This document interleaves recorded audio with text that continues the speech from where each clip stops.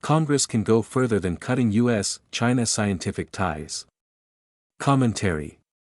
The U.S. Congress is pressuring U.S. universities and the Department of Defense to shutter billions of dollars worth of joint dual-use military scientific programs with China.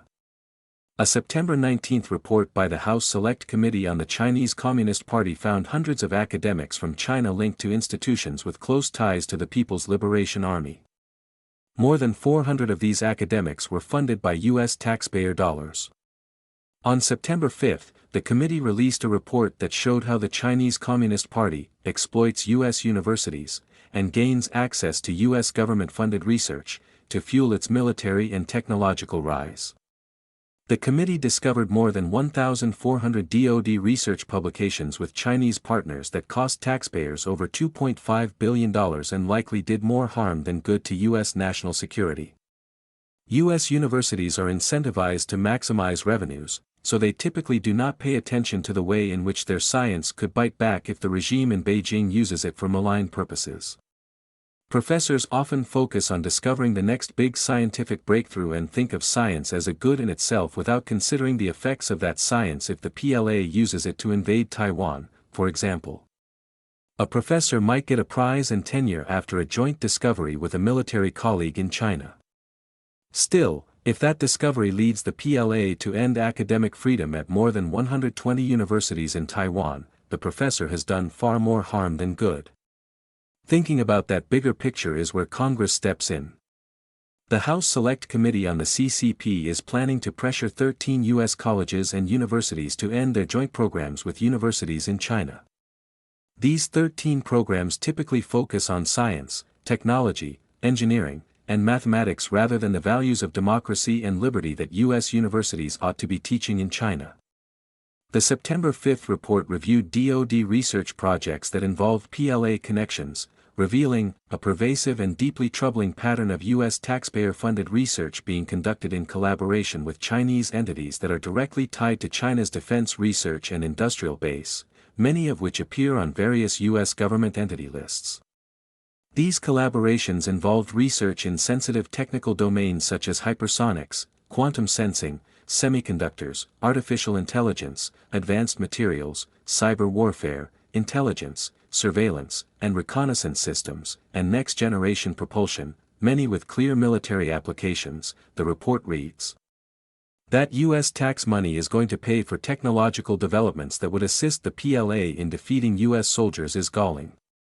The U.S. to China joint institutes that the committee is targeting, according to the second report, are defined as those that operate in China, under Chinese law, with majority Chinese boards, and aligned with CCP goals. Astonishingly, there are more than 150 such joint programs. According to the second report, they include programs sponsored by New York University, Duke University, Utah State University, and Bryant University.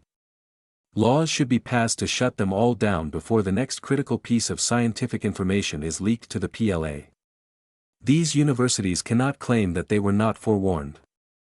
In a May 14, 2025, letter, for example, the House Chairman of the Select Committee on the CCP and the Committee on Education and Workforce wrote to Duke University about the Duke Kushan University Joint Program in Wushan, which they said, is advancing China's military and technological ambitions at the expense of the American taxpayer.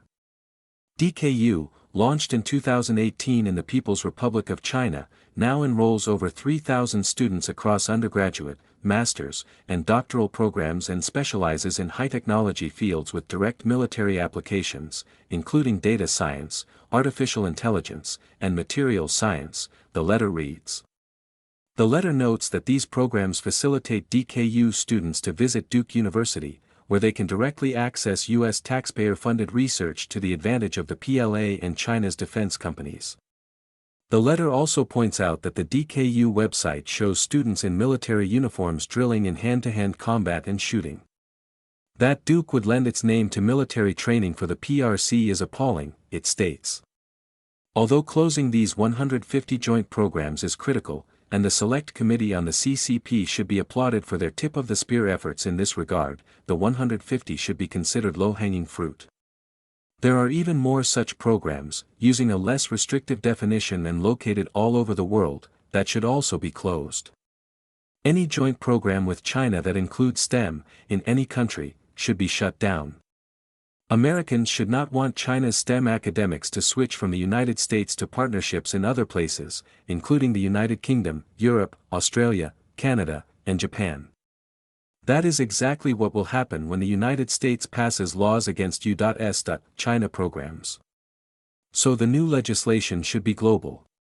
While legislating against China's joint programs globally would be more complicated and likely entail elements of extraterritoriality, the threat is not solved by simply ending U.S. China programs.